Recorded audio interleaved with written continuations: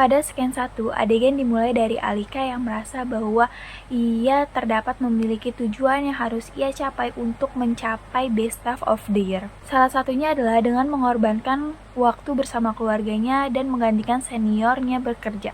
Ia belum menyadari bahwa meluangkan waktu bersama orang terdekat merupakan hal yang paling berharga.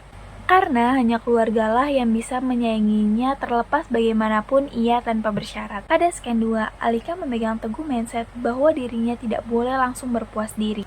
Karena hal tersebut belum pantas ia lakukan, jadi ia menunda untuk merasakan rasa bersyukur. Menurutnya, rasa syukur adalah suatu hal yang mewah, dan baru boleh ia rasakan ketika ia sudah mencapai pencapaian yang besar. Terlebih jika harus bersyukur pada hal eksternal yang datang. Ia takut akan bergantung dengan hal itu dan merasa ia tidak akan berkembang karenanya.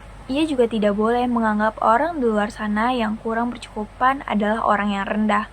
Karena menurutnya ia tidak beda, sama-sama struggle dalam kehidupan.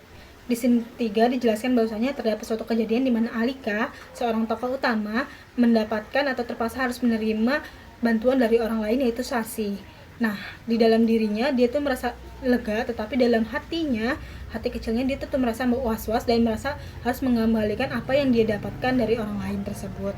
Nah, dia juga menganggap bahwasanya semua orang atau orang lain itu merasakan hal yang sama seperti yang dia rasakan, bahwasanya jika dia menerima berarti dia harus memberikan kepada orang lain. Begitupun sebaliknya, jika orang lain menerima berarti orang lain tersebut harus memberikan kepada orang lainnya gitu. Tapi tanpa adanya pengecualian sedikit pun. Nah, karena jika bersyukur itu dirasakannya akan membuatnya bergantung dan tidak akan berkembang di kemudian hari. Alika baru mengetahui, nyatanya tidak semua orang memiliki pola pikir seperti dirinya.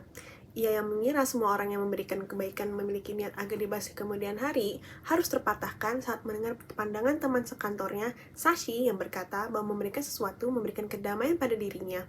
Sashi tidak mengharapkan hal pemberiannya akan dibahas di kemudian hari. Bahkan, Sashi juga tidak tahu bahwa orang yang ditolonginya tadi pagi adalah seniornya. Sashi menunjukkan cara bersyukur yang berbeda bentuknya bagi Alika. Oke, di scene 5 dijelaskan bahwa prinsip Alika sekali lagi juga harus tergoyahkan gitu ya. Dimana saat terjadinya konflik dengan teman rekan kerjanya yaitu Ayu, Alika ini digambarkan sebagai sosok yang perfeksionis yang sekali merasakan rasa puas, dimana dia tuh terus mengutak-atik laporan apapun itu, baik itu PPT dan lain-lainnya untuk presentasi besok gitu. Nah, sementara Ayu ini tipe orang yang lebih realistis dan mencoba untuk mengingatkan bahwa cukup bukan berarti menyerah gitu, tapi melainkan memberikan ruang untuk bernafas dan menghargai proses yang sudah dilewati sebelumnya gitu. Nah, keduanya ini memiliki cara sendiri dalam memaknai rasa cukup, rasa syukur dan menghargai proses yang sudah dijalani gitu, dilewati gitu. Nah, tetapi ada ketegangan batin mengenai kapan harus terus berjuang dan kapan harus memberikan jeda untuk diri sendiri.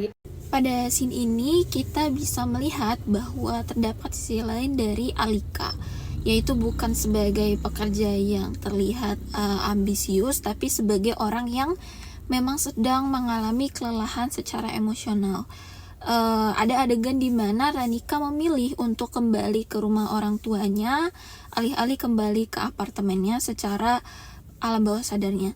Ia dimaksudkan memang sedang mencari sebuah ketenangan dan rasa aman yang memang hanya bisa ia dapatkan di rumahnya.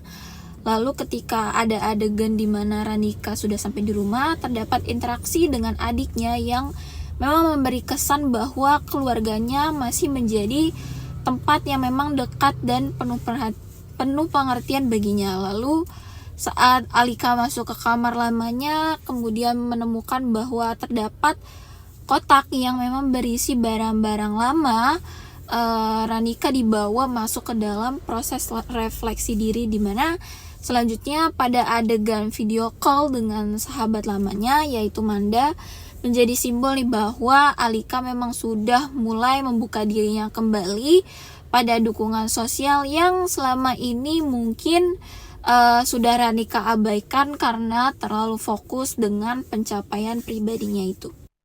Alika sadar bahwa ia berubah menjadi seseorang yang merasa harus terus membuktikan diri, bahkan sampai lupa rasanya cukup dan lupa untuk bersyukur. Pada akhirnya, kita melihat bagaimana Alika mulai memberi ruang bagi dirinya untuk belajar bersyukur, bukan hanya atas pencapaian besar, tapi juga atas hal-hal kecil yang seringkali terlewat begitu saja. Misalnya, sinar matahari pagi, pemandangan jalan menuju kendaraan umum, dan rekan kerja yang memberi dukungan. Alika mulai menyambut hari-harinya dengan lebih ringan dan penuh sukacita. Bukan karena hidupnya sempurna, tapi karena ia mulai memilih untuk melihat sisi baik dari apa yang ia punya.